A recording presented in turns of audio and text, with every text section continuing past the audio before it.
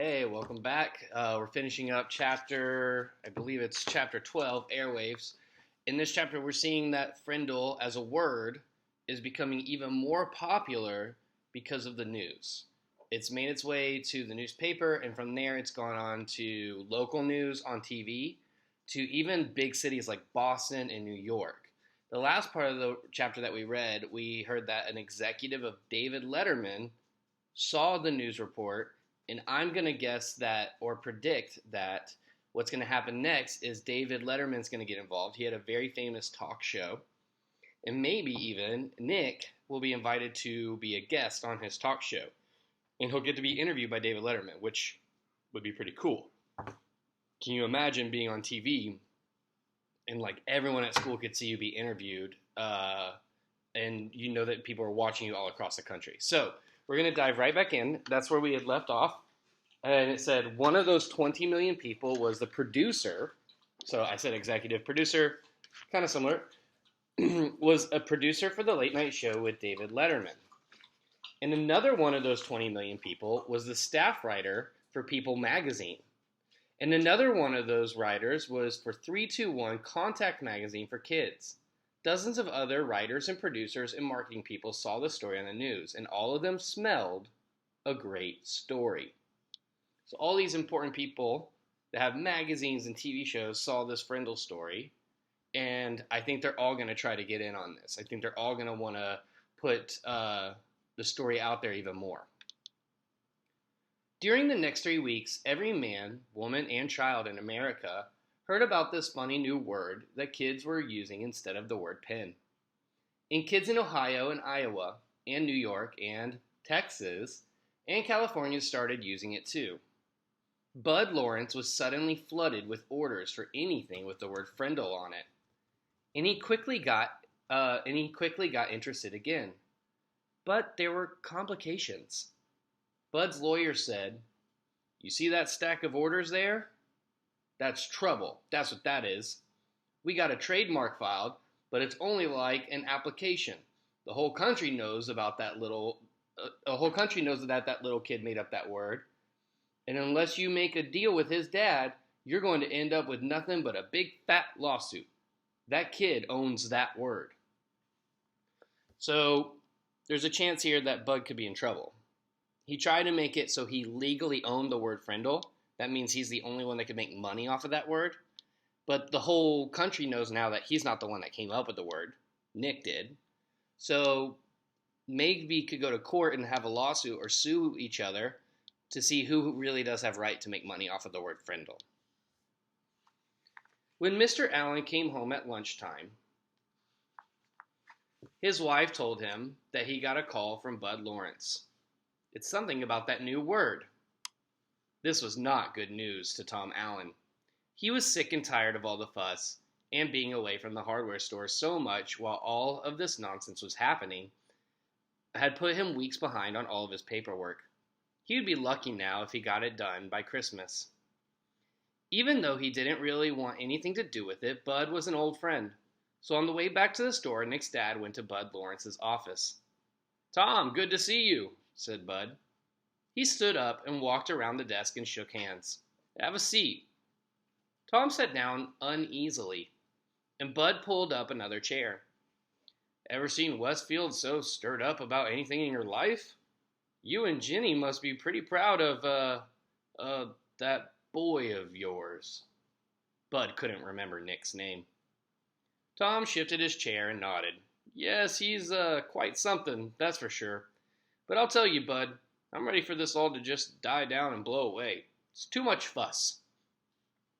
Instantly, Bud saw how to get what he wanted. "Well, Tom, I'm afraid it's not really going away.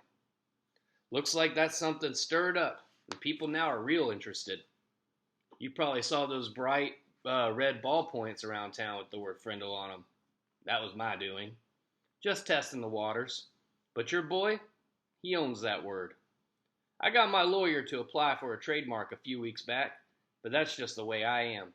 New things come along, I like to be right there in the middle of it." He grinned at Tom Allen, and Tom smiled back, weakly. "Right now, I got a shirt printer in Massachusetts, and another one in Chicago, and another one in Los Angeles, making t-shirts with the word Frindle above a picture of a pin. I mean, a Frindle. Each supplier has ordered so far over 20,000 shirts. Profit on every one of those is going to be $2, maybe $3. And I'm talking with some big pen and pencil companies in Hong Kong and Japan about a deal that could be worth some really big money. They've seen this Frindle thing in the media, and they want to buy the rights to the trademark and make a new line of Frindles for kids. I'm not kidding. This is a hot, hot idea. Bud guessed right. Just the thought of all this made Tom shrink back uncomfortably in his chair. This was way too much fuss. So let's think for a minute. Nick's dad, Tom, just wants all this trouble to go away. It's not going away. It's getting even more popular. Bud here is talking about how he can make money off the word Frindle over the whole world. He's talking about New York, Hong Kong, all these other places selling t-shirts that say Frindle on them, selling pins with the word Frindle on them. He's looking to make this an even bigger deal, something that Tom, Nick's dad, does not want to happen. Tom, let me be direct with you. As the boy's guardian, you need to do the right thing about all this. I'd like to see where all this is going to go. I'm going to take some risks, spend some money, see what happens, but I need your permission. I need your signature on these trademark papers, and I need to strike a deal with you about permission to use that trademark. I know it seems like a big ruckus about a word, but we just can't tell what's to come of it unless we take some steps. Bud pointed at the papers on his desk. That's a contract, and it's fair, and it's honest. Gives your boy 30% of whatever profits I might make. That's a fair royalty, generous for this kind of deal. So what do you say? Makes sense? Let me take care of all the fuss. See if some good doesn't come of all of it. The papers and the pen were there on the desk next to Tom. He looked at Bud, then reached over, picked up the pen, and signed both copies of the trademark and 3 copies of the contract. I've got no reason to doubt you one bit, Bud. And I sure don't want to mess with any of this myself, he said, standing up. Well, that's not it, Tom. Here. Then Bud Lawrence handed Nick's dad a check for $2,250. What's this for? Tom asked. That's what I owe Nick for the sales of Frindles for the first 3 weeks, explained Bud with a smile. Tom looked at the check and said, Well, this is terrific, Bud. I'm really glad about it because it'll sure help with Nick's college. But I wish you'd just keep this between us. If Nick knew, he'd probably stop mowing lawns and I'd never get him to save another penny. So just between us, okay? Bud said, Sure, Tom. I understand, just between us. And they shook hands. Mr. Allen left Bud's office and walked across the street to the savings bank. He set up a trust account for Nick, and the bank manager said he could make arrangements with Mr. Lawrence so any other money would be deposited automatically. That sounded good to Tom Allen. If he never heard another word about it, that would be fine. As Nick's dad walked slowly back to the hardware store, he wondered if things were ever going to be the same again in their quiet little town. Okay, so that's the end of that chapter. This was a long chapter. I'm glad we broke this up into 2 days. So much has happened. But let's break it down into smaller bits. First bit, the word Frindle and the story behind the word Frindle has gotten very, very popular. It's in newspapers, magazines, on the TV news, and if we look at this illustration provided in the book, we even see Nick was a guest on the David Letterman show. Now that's David Letterman. A lot of his face is kind of covered up. You can see he has got that gap in between his teeth.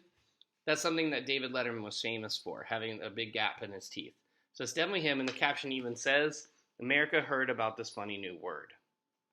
So, first part of this chapter, the word is very popular. The second part of this chapter involves Bud Lawrence and how a popular word can really turn into a lot of money selling merchandise. Merchandise like t-shirts and pins. In fact, this word has already made some money that Nick's dad actually got a check for Nick for $2,250, and Nick's dad's going to take that and he put it in a bank so that Nick can use that money for college later. But what's interesting to me at the end of this chapter is the lady at the bank told his dad that they could set it up so that any more money that might be made will go into Nick's bank account automatically. So I'm wondering if there's a chance that later in this book, this word is going to make a lot of money, and Nick might get rich off the word friendle. All right, we're going to read a new chapter tomorrow. See you later.